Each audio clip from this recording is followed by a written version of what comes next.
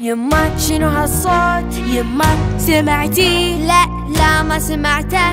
يما شنو هالصوت؟ الليت شفتي؟ اي لمحته. في صوت ما يطمن، في ضي نشوفه زين، والباب متبطل واضح تشوف العين.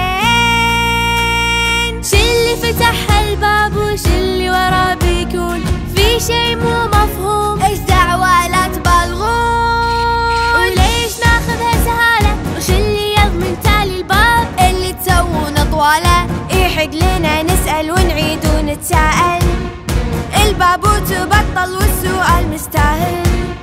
خلونا